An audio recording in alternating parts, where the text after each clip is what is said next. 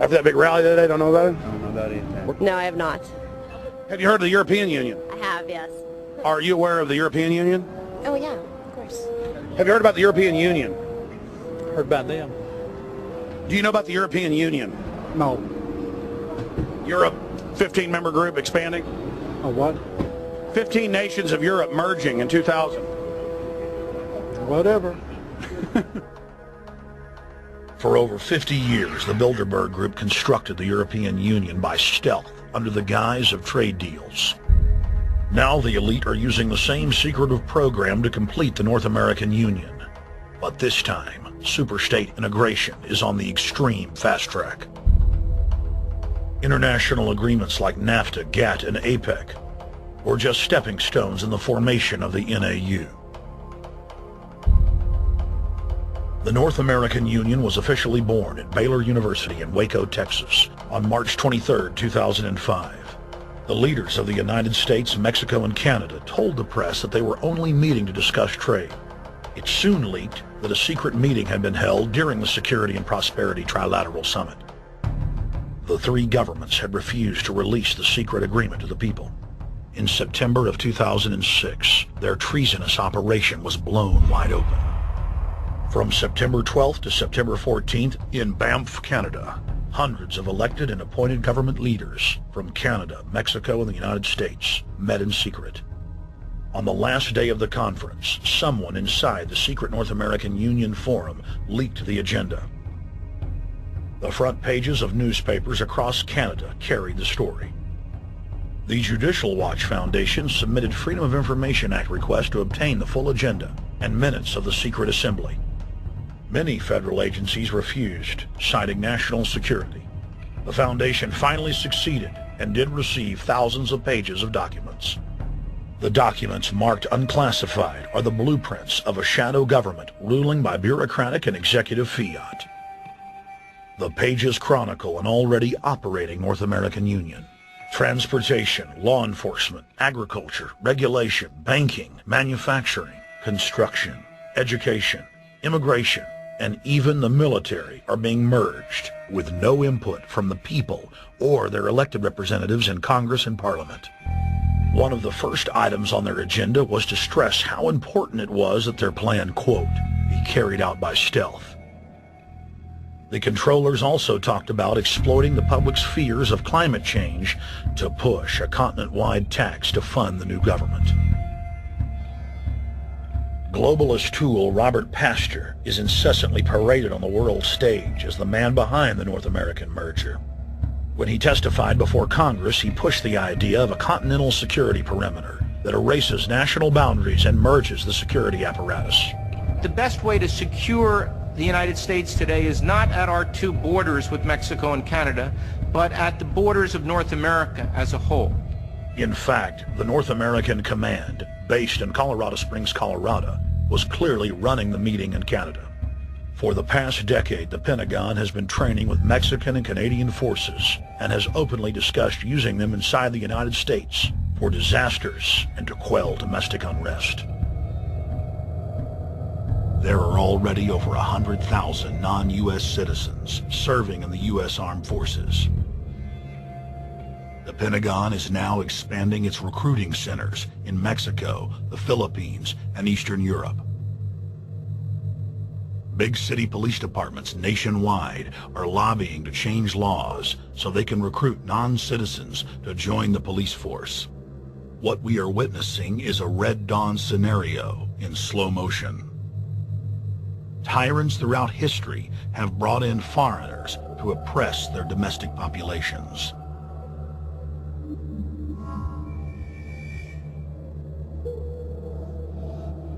When their coup by stealth was exposed, the three governments went into damage control mode. The Security and Prosperity Partnership quickly staged a show summit that was held in Ottawa, Canada in February of 2007. It is the only way that we can achieve security and prosperity for our people is through this cooperation. We actually occupy one physical space, the North America. We've also had a chance as foreign ministers to talk about how we cooperate in the region and indeed in the world. Protesters who were upset about losing their countries and freedoms were not tolerated. couple of weeks ago, Al-Qaeda supposed. Whatsoever, the Security and Prosperity Partnership has been signed without any sort of parliamentary debate. Globalist publications have been open with their frustration that the population has not bought their latest PR stunt. As integration inside the European and American unions accelerates, the superstates themselves are being merged. On April 30th, 2007, a summit was held at the White House. The Security and Prosperity Partnership's secretive approach had alarmed the public. So this time, President Bush, German Chancellor Merkel, and EU Commission President Barroso hid their treachery in plain sight. Thank the Chancellor and Josie very much for the transatlantic economic integration plan. And for that too, we need to develop a common market, common standards. So this is indeed a very important agreement, and an agreement that also brings with it a Transatlantic Economic Council to be a permanent body with senior people on both sides of the Atlantic that will look at all those issues in a concrete manner, in which way we can make it move forward. The BBC reported that the US and EU had agreed on a single market. By announcing a new economic community integration, they were simply repeating what had been done in America and the EU on a larger scale. The accord states that the two blocs will aggressively push regulatory convergence in more than 35 areas, from financial services, intellectual property, military, education, mergers and acquisitions. They also agreed to jointly push a global carbon tax. We recognize that we have a problem with greenhouse gases. We agree there is a global threat, it's a serious threat. We agree there is the need to establish a limit to greenhouse gases. We need to discuss the possible pricing of CO2. How can we translate this into a market economic compatible scheme? We have agreed to establish a high-level group, a forum. This EU-US result is translated into the G8, debated together with the outreach countries, China, South Africa, Brazil, among others, and India. A global solution to a global problem. If Bilderberg succeeds, America falls. All the victimized countries lose their sovereignty. Bilderberg is not a person, it's not an idea, it's an ideal, a very powerful group of people working together and from the positions of ultimate and absolute power, destroying every constitution on earth, no matter how powerful the constitution of the nation is. That's what these people do. The African Union arose out of the African Economic Community, set up in the early 1980s. The African Union is financed by a consortium of international bodies, governments, and corporations. The African Union Army serves as an enforcement arm for the New World Order's exploitation of Africa. In Asia, APEC and ASEAN have announced plans to form the Asian Union, consisting of Asian and Pacific nations, having more than 3 billion people within its borders. APEC will become the Asian Pacific Union, and the world is to be divided into 3 great regions for the administrative convenience of the world government in which the UN is to evolve. As the unions form individually, they are simultaneously merged to form the first planetary government.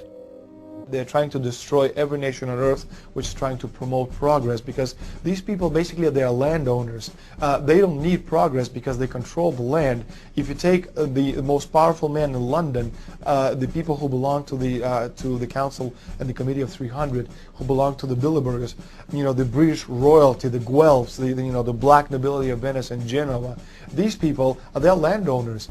The New World Order is the Old World Order. I mean, it's just the names have changed, the appearances have changed, but the concept hasn't changed. The idea is still to bring the men back, kicking and screaming back to the Middle Ages, post-industrial age world order. One of the things that is very shocking to most Americans is the fact that the United Nations Global Biodiversity Assessment, which came out in 1995, clearly shows that in order to protect planet Earth, we have to go back to a feudal system. They actually said that in the document. To craft a modern feudal society, the globalists are implementing a standardized North American Union ID card to track, trace, and control their serfs as they travel throughout the 3 regions of the NAU. Building on the massive displacement of humanity caused by globalization, the New World Order is rapidly constructing the physical infrastructure of the North American Union, the NAFTA Superhighway Control Grid. I'm Arthur Peterson, Colonel retired in the Army. I see things today that are happening that would make my friend who died in World War II turned over in their grave. To think that people would even consider confiscating land of farmers and ranchers and taking their homes away from them